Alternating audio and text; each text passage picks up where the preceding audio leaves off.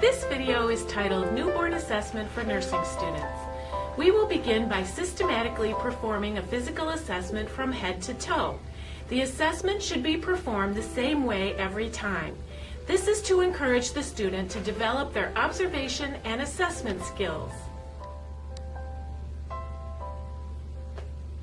Let us begin by having a newborn baby in an area that is away from cold drafts of air, and preferably the baby is in a state of quiet alertness or asleep. We will begin with the vital signs. Vital signs start with the heart rate and respirations, and then move on to taking an axillary temperature. An axillary temperature is done last because by putting a cold thermometer under a baby's arm, many babies find this uncomfortable and it disturbs them. If they begin to cry, the heart rate and respirations cannot be clearly auscultated. A blood pressure is not usually taken during a normal newborn assessment unless there is a clinical indication. The heart rate and respirations are performed by placing a stethoscope on the right side of the baby's chest. Newborns can have an irregular respiratory rate. Sometimes it's a little difficult to catch the newborn's respirations because newborns have an irregular respiratory rate. This is normal. Both the heart rate and respirations are auscultated for 1 full minute. Sometimes the nurse has to observe the rise and fall of the baby's abdomen as well as listening for the respiratory sounds. Nursing students are expected to know the normal range for heart rate, respiratory rate, and temperature for a newborn. Anytime vital signs are out of the normal range, they need to be documented and reported. Before we begin the hands-on assessment, it's important to keep in mind any history this baby may have, which may seem silly because the baby is a newborn. The history of the baby relates to the maternal health during the pregnancy and any delivery complications that may have occurred which affect what we may see on the newborn while doing an assessment. For instance, is this a large baby, say over 9 pounds or 4,000 grams? And is it because mother was diabetic? What kind of a delivery did the mother have? Was it a cesarean or a vaginal delivery?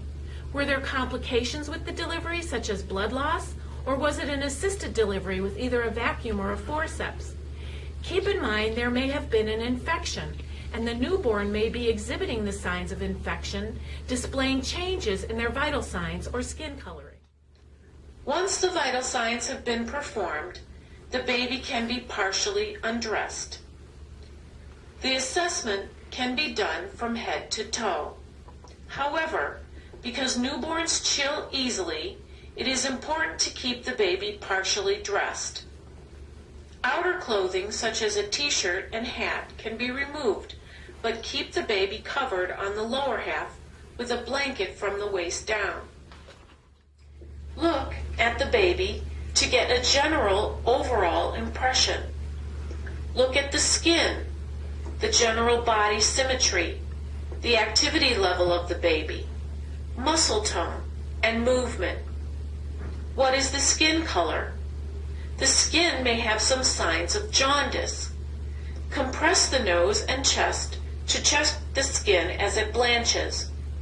A small underlying color of yellow is considered normal after the first 24 hours of life. Then look at the general symmetry of the baby. Does one side of the body match the other? Note the activity level. Is the baby awake, alert, sleeping? Observe the muscle tone. Newborns have arms and legs drawn up tightly to their abdomen, and the hands are clenched into fists. Look at the skin. Is there any discoloration? Is it blotchy or mottled? Are the hands and feet a bluish color, known as acrocyanosis? This is normal in a newborn. Look for rashes, bruises, moles, or darkened areas. Does the baby have vernix or lanugo? Is there milia on the nose? Now, begin the hands-on assessment. Look at the head. Is it symmetrical? Is there any asymmetry? This is when one side of the head may be misshapen compared to the other side of the head. This could be from molding, a caput succedatum, or a cephalhematoma. Palpate the skull. It should feel smooth and fused except at the areas of the fontanelles. Assess the size of the head, the anterior and posterior fontanelles. The anterior fontanelle should be diamond-shaped and located on the top of the skull. The posterior fontanelle is triangular at the back of the skull. And sometimes the sutures are overriding. This is a result of the delivery and is perfectly normal. Next, look at the face. The baby should have full cheeks, and the face should be symmetrical when resting or crying. Inspect the nose for size, symmetry, and position. The nose should be midline with patent nares and an intact septum. The nostrils should be of equal size and have no drainage. Sometimes, as a result of the delivery, the nose is slightly flattened. Also, remember that babies are nose breathers. They do not know to breathe through their mouths. Now look at the mouth and lips. The lips should be pink, moist, with no cracking. With a glove, place the smallest finger of the hand into the mouth of the baby.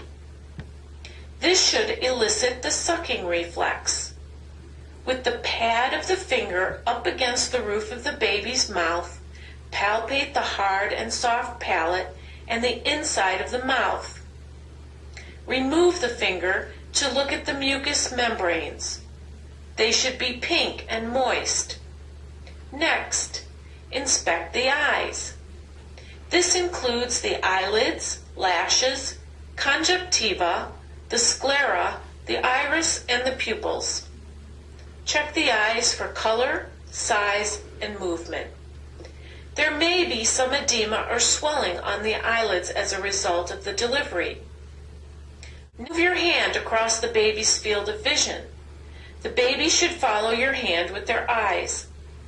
Inspect the ears for size, shape, skin color, condition, and placement.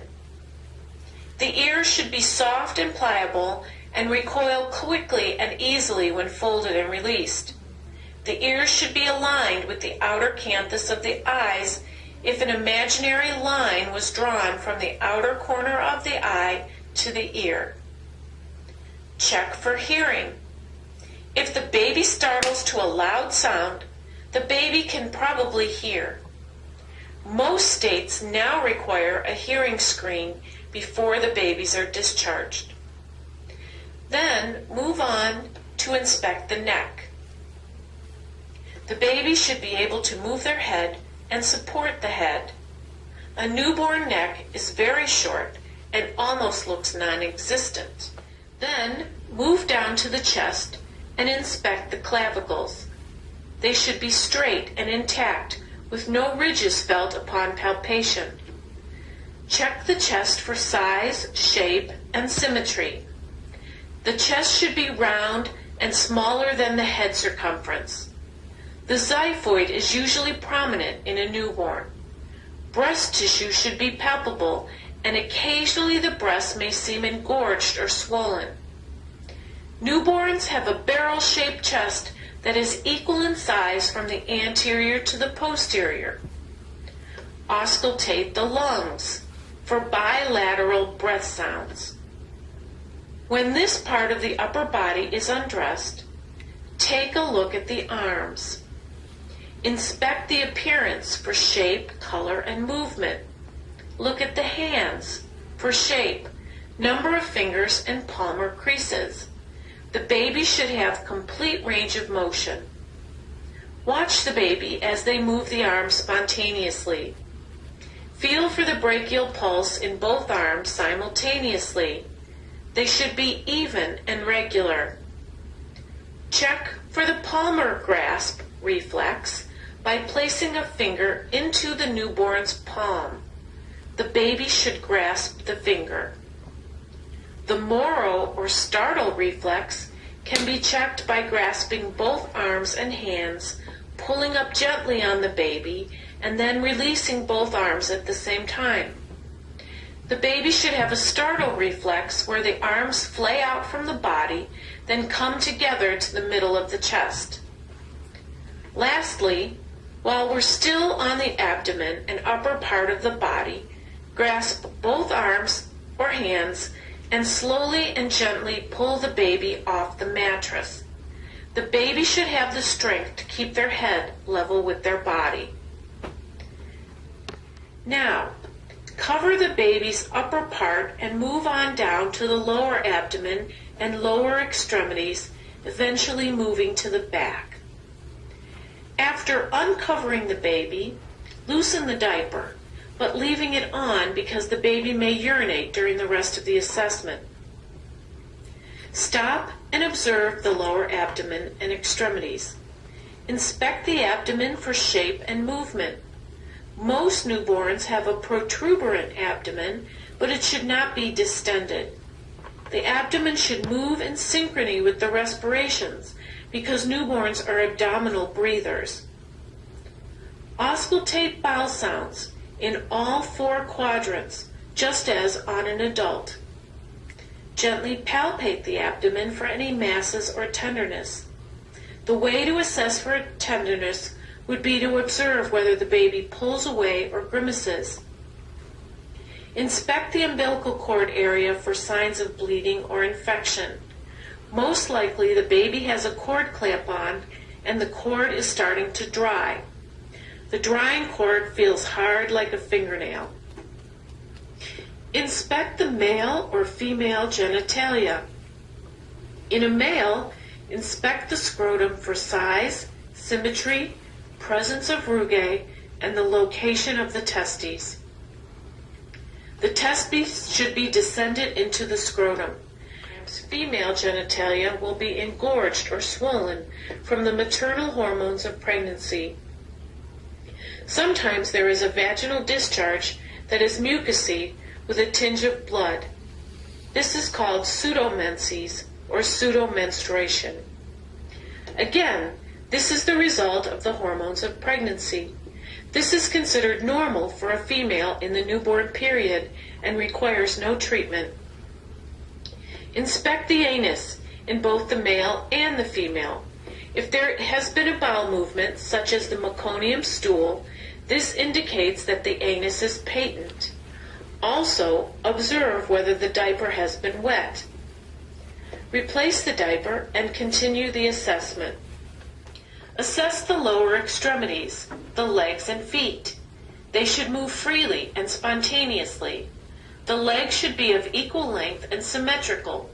Perform a hip assessment by checking the range of motion while feeling for any hip clicks. These movements are known as the Ortolani and the Barlow maneuvers. Look at the feet. Count the toes. They should be symmetrical and move easily. Take a look at the soles of the baby's feet. In a full-term newborn, wrinkles should be observed from the heel up to the toes. Check for the Babinski reflex by running a finger across the sole of the foot from the heel to the toes. In a normal newborn, the Babinski should be positive with the toes splaying out. Finally, take a look at the baby's back. Gently lift the baby and hold the baby in a prone position in one hand. Examine the spine. It should be straight and flat and easily flexed when the baby is held in this position. Feel the vertebrae from the neck to the sacrum. Observe the sacral area. Look for tufts of hair, a dimple, a mass, or a discolored area known as the Mongolian spot. Then lay the baby down on its abdomen. Gently grasp both legs, hold them straight, and draw them together while inspecting the folds in the back of the baby's legs. The folds should match from one leg to the other leg. Both legs should have symmetrical folds. Once this has been done, the newborn assessment is complete. The baby can then be placed on its back and dressed. Then offer the baby to a family member if they choose to hold the baby. This concludes our newborn assessment for nursing students. Please refer to your text for definitions and explanations of abnormal findings. And when you get to the maternal newborn unit in your clinical rotation, please be prepared to demonstrate the procedures you learned today. Thank you.